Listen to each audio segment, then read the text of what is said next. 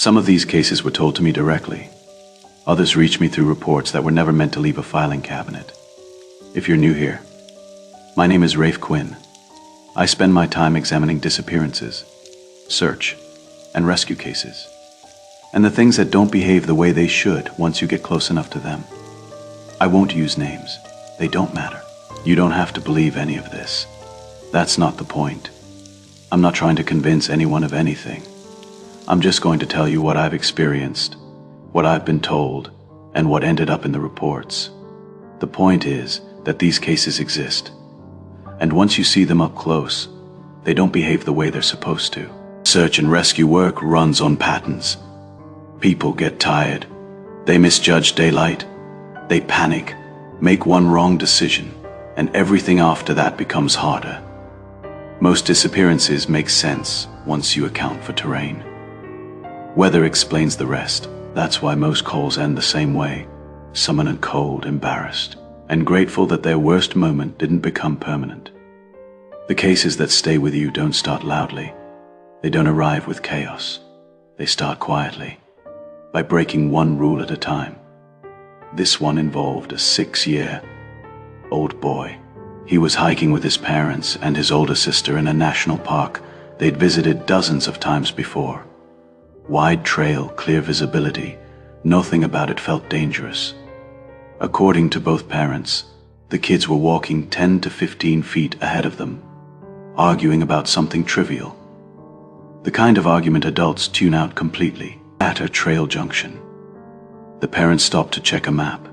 They were looking down for seconds. When they looked up, the boy was gone. Not wandering off slowly, not drifting downhill.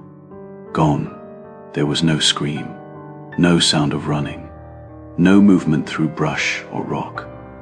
Just an empty stretch of trail where a child had been moments earlier. They searched on their own at first, calling his name, moving back and forth along the path. After 10 minutes, they made the call no parent ever wants to make. The response was immediate.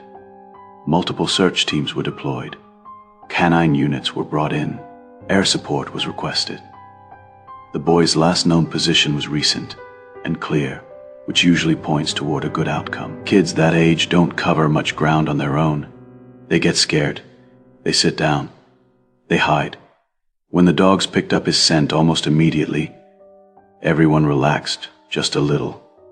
At that point, everything was still following the rules. The dogs tracked the scent along the trail for about a quarter mile. Then, it changed.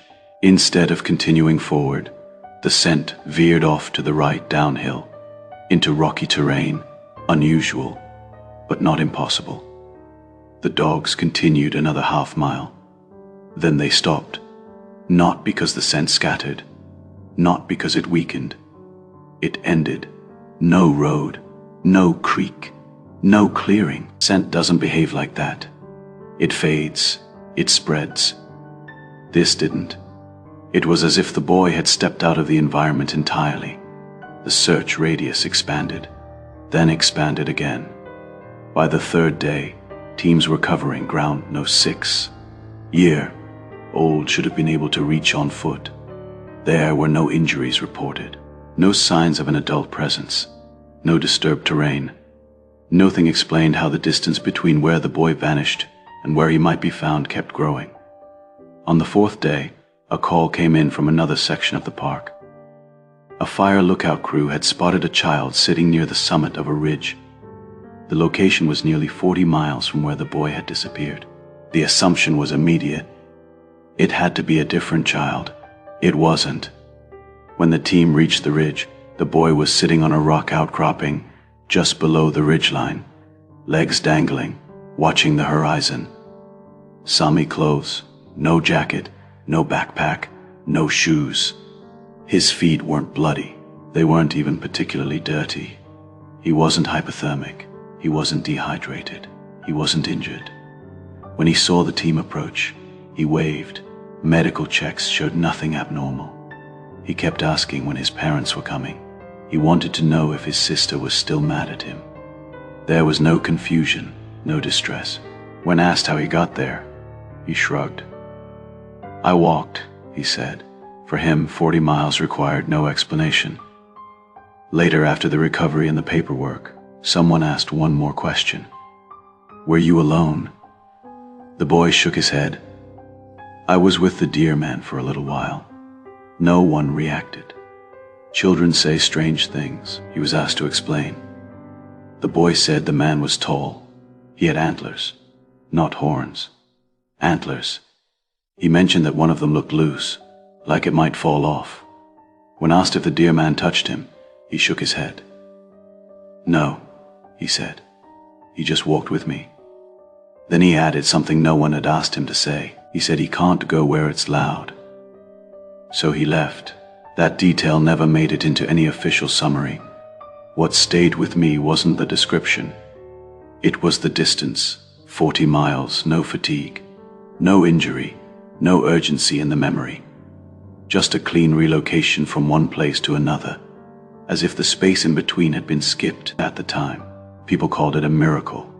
That explanation didn't last, because once you see distance fail like that, you start noticing when it happens again, different parks, different people, samey feeling.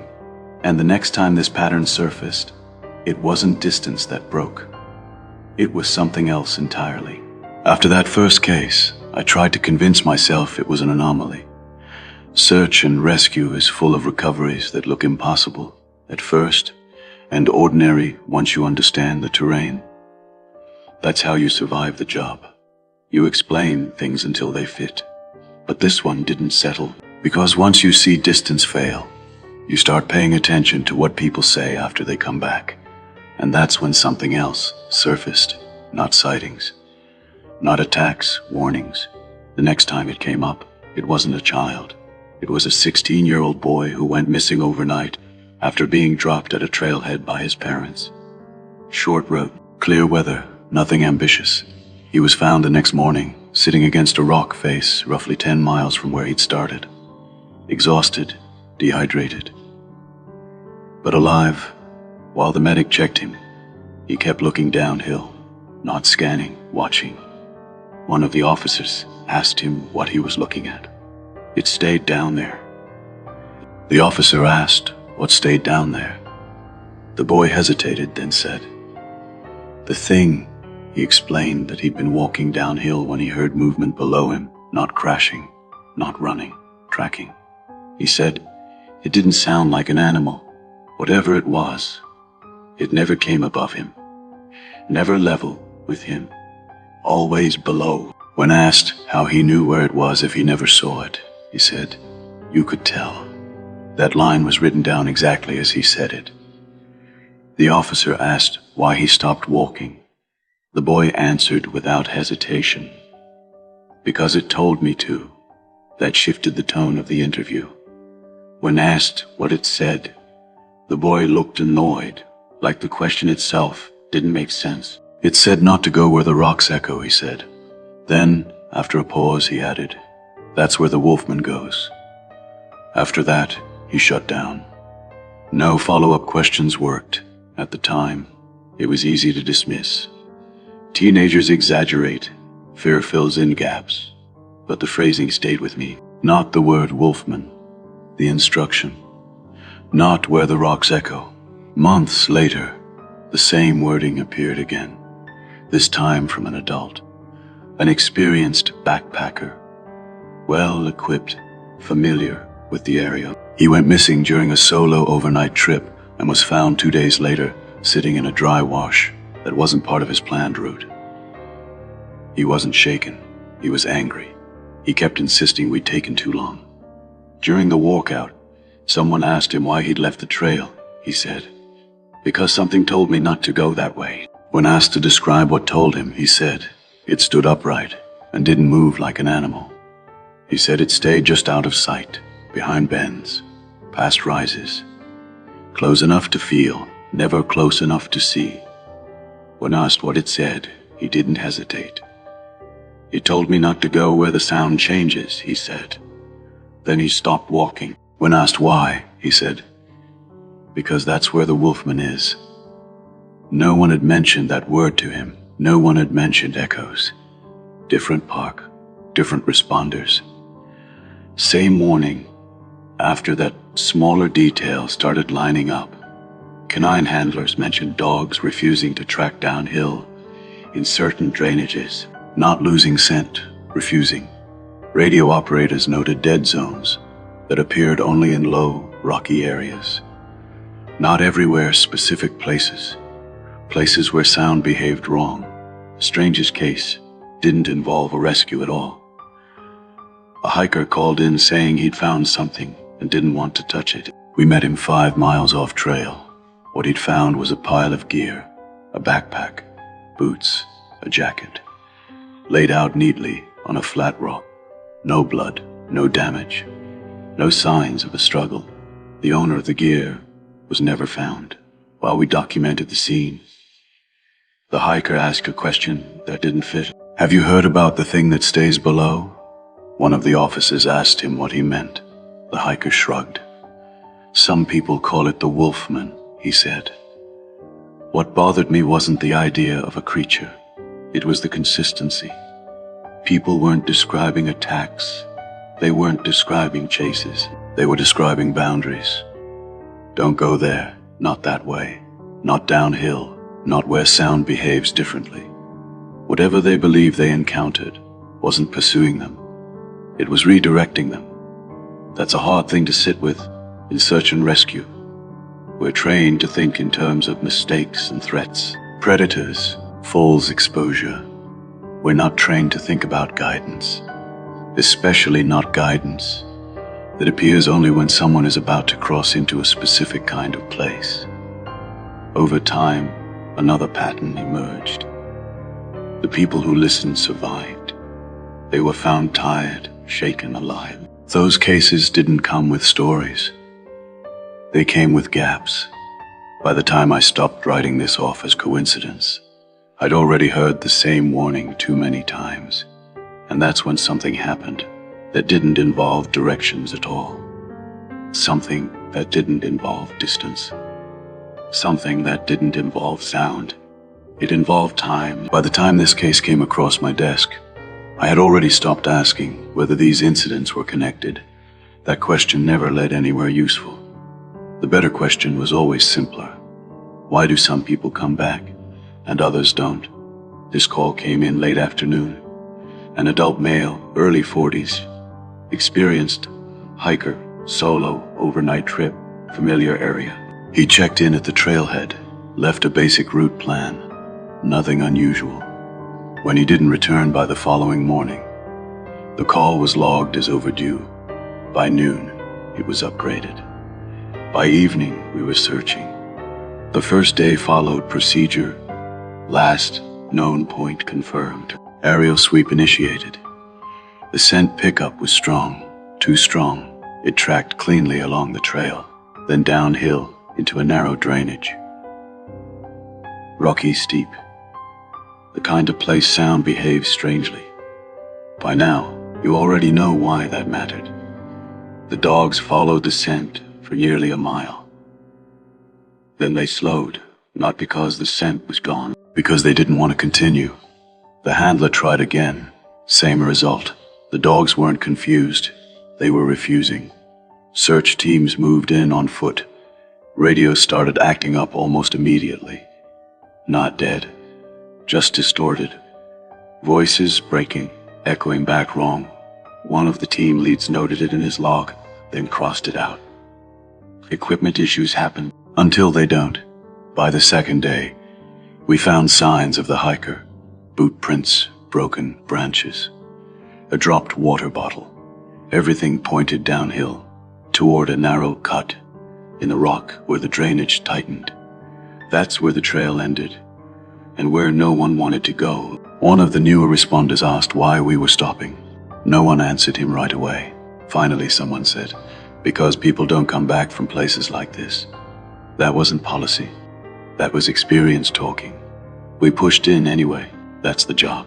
The temperature dropped noticeably as we moved deeper into the cut. Not enough to be weather related. Enough to notice. Sound changed. Footsteps didn't echo the way they should. They came back. Late. About 200 yards in, the team found his pack. not discarded, placed, leaning upright against the rock wall, zippers closed, food still inside, headlamp intact. It was positioned like someone expected to return to it. Another 100 yards in, they found his jacket, folded neatly, then his boots, side by side, facing uphill. No blood, no signs of a struggle, no body. That's where the search stopped, not officially, operationally, because nothing past that point made sense, and because everyone there felt the same thing and didn't want to be the first to say it, that they were being watched. We expanded the search perimeter. Days passed, no further signs. Eventually the case was downgraded, then closed. Officially, the hiker was listed as missing, presumed deceased due to environmental exposure. That explanation satisfied the paperwork. It didn't satisfy anyone who'd been there. Weeks later, a maintenance crew was sent into the area to assess trail damage from runoff. They weren't part of the search. They didn't know the case. They were just doing their job. One of them called it in anyway. They'd found something about half a mile uphill from where the search had ended, in a place no one had looked, because there was no reason to. It was the hiker, or what was left of him, seated against a rock face. No visible injuries, no signs of predation, no torn clothing, no explanation for how he'd gotten there without boots, or why he'd moved uphill, or why his body showed none of the trauma expected from exposure or a fall.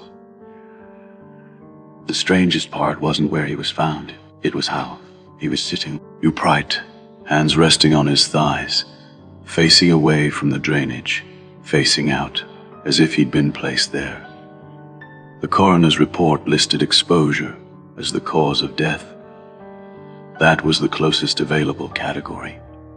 No one argued, no one pushed.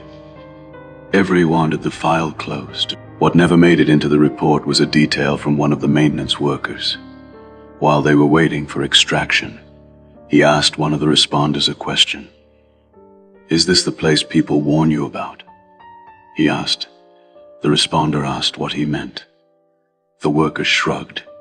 "The place where sound doesn't behave right," he said. "The place you're not supposed to go." No one answered him, because by then, the pattern was impossible to ignore. Some people hear the warning, some people listen, and some people keep walking anyway. What bothered me most about this case wasn't that the hiker died. It was that he didn't seem to die where he disappeared. It was that he appeared to have been returned. Not rescued, returned. And that raises a question search and rescue doesn't have a protocol for. What if some recoveries aren't recoveries at all? What if they're releases? Because the next case didn't involve a warning. It didn't involve distance. It didn't even involve a disappearance. It involved someone who came back without losing any time at all. By the time this case was reopened, most people assumed it was finished. Search and rescue files don't stay active forever. Eventually, they're closed, then archived. And once that happens, the assumption is simple. Whatever happened, already happened. AS7 year. Old girl went missing during a day hike. Clear weather, good visibility, a well-used trail. Her parents had stopped briefly to adjust their packs. The girl was a short distance ahead of them, still visible. When they looked up, she was gone. No scream, no running, no sound of movement through brush, just absence. The search response was immediate. Trails were cleared, dogs were brought in, grid searches expanded outward. The terrain didn't support wandering. There were no natural downhill routes a child would drift into. The dogs picked up her scent, and then, just like in other cases, it stopped. Not scattered, not degraded, stopped. The search lasted weeks. No clothing, no footprints, no indication she had gone uphill or downhill. Her parents never blamed anyone. They brought food. They thanked responders. They remembered names. When the official search ended, They kept coming back quietly. They walked the trails, the way people do when they don't know what else to do. Years passed, 9.5 years, to be exact. By then, most people involved had moved on. The case was considered resolved in the only way unresolved cases ever are: by silence. Then, during a routine patrol near a rocky outcrop, an officer noticed a child sitting on a flat stone beside a creek. She was alone, calm, swinging her legs. At first, nothing felt wrong. Children hike these trails all the time. The officer approached and asked if she was okay. She smiled. When asked where her parents were, she shrugged. When asked if she was lost, she said no. Her voice wasn't frightened. It wasn't confused. It was normal. She gave her name. It sounded familiar. Names repeat. That happens. Then she was asked how old she was. 7, she said. That was the moment everything shifted. The officer asked how long she'd been there. Not long, she said. Asked if she'd been hiking with someone. She shook her head. I was just sitting. When told they needed to walk back together, she stood up and took his hand without hesitation. While walking, the officer asked if she knew her parents' phone number. She nodded and recited it from memory. The call went through. A man answered. The officer said, "Sir, I'm with Search and Rescue. I have a little girl here who says she's your daughter." There was a long pause. Then the officer handed the phone to the girl. She smiled. "Hi, Daddy." The parents arrived less than an hour later. They didn't run. They stopped. They stared. The woman dropped to her knees. The man didn't move at all. They were looking at their daughter, and she hadn't aged a day. Photographs were pulled. Records were checked. There was no discrepancy. It was the same child. 9.5 years had passed. Her parents were older, careful in the way people become after too much waiting.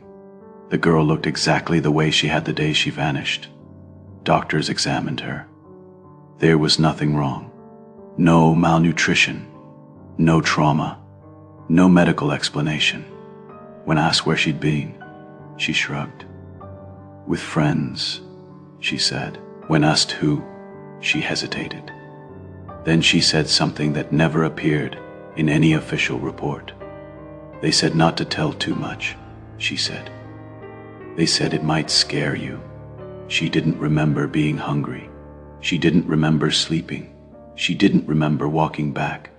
For her, time hadn't passed. It had paused, then resumed. The family moved away shortly after. No interviews, no follow-ups. They didn't want answers. They wanted distance, and no one blamed them. Search and Rescue teaches you that the wilderness isn't hostile. It's indifferent. Most days, people move through it unnoticed. But some places don't behave the way the rest do. Places where distance collapses.